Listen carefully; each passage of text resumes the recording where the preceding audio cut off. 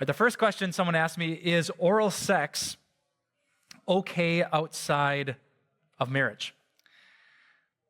You may or may not know that lots of people who grow up in kind of conservative Christian cultures, sometimes what people call purity culture, will think like sexual intercourse is this really, really, really big thing that's to be protected.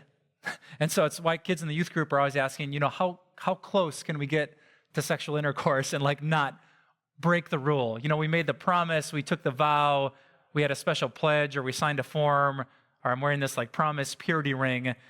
And so oftentimes they'll find that like rates of oral sex or mutual masturbation will happen at skyrocketing rates for Christians raised in that environment. What's maybe helpful is to know how the Bible talks about the marriage bed and sex connected to it. So in Ephesians chapter 5, it says this in verses 1 through 3. Follow God's example, therefore, as dearly loved children, and walk in the way of love, just as Christ loved us. And among you, there must not be even a hint of sexual immorality or of any kind of impurity or of greed, because these are improper for God's holy people. All right, so it says, among you Christians, because you're God's holy people, there must not even be a hint of sexual immorality. The word sexual immorality that Paul uses there in the Greek language is the word porneia.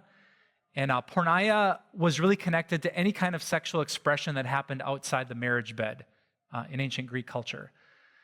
And so the short answer to the question would be, is oral sex okay outside of marriage? We would say no.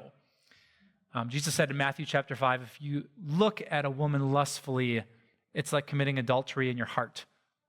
So if Jesus connected just the mental thought of lust to breaking the commandment of God, something that would go as far as physical touch, oral sex, would break that commandment as well. So Ephesians 5, Matthew 5, good answers to the question, is oral sex okay outside of marriage?